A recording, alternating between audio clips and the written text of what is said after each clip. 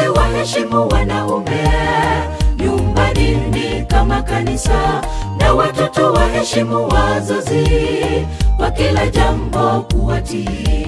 Aliyekusaidia wakati wa dhiki, heshima ladha ya ndoa. Aliyekusaidia wakati wa shida, kamwe usimgombanishe. Aliyekusaidia wakati wa dhiki, heshima ladha ya ndoa. Aliyekusaidia wakati wa shida, kamwe usimgombanishe.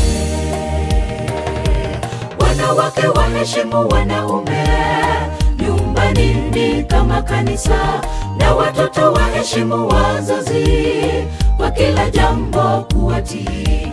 Aliyekusaidia wakati wa dhiki, heshima ladha ya ndoa.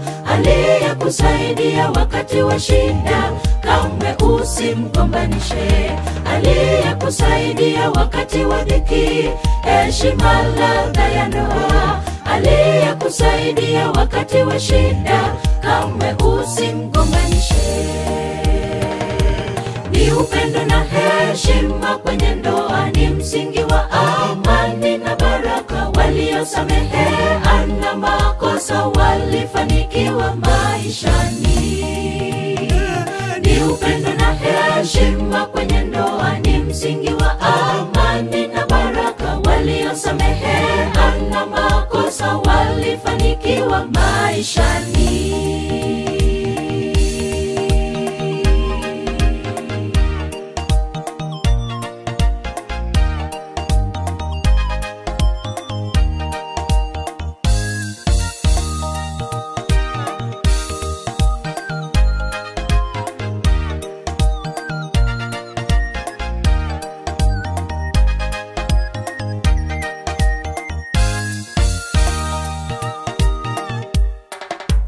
Nyumbani tunamoishi haidumu kwa mawe wala simiti, bali ni kwa upendo na amani. Sikieni ujumbe huu, mume sio kipaza sauti apigiwe kelele, na mke sio kama mpira arushwe kwa teke na ngumi. Mume sio kipaza sauti apigiwe kelele, na mke sio kama mpira arushwe kwa teke na ngumi. Nyumbani tunamoishi haidumu kwa mawe wala simiti, bali ni kwa upendo na amani. Sikieni ujumbe huu, mume sio kipaza sauti apigiwe kelele, na mke sio kama mpira arushwe kwa teke na ngumi. Mume sio kipaza sauti apigiwe kelele, na mke sio kama mpira arushwe kwa teke na ngumi.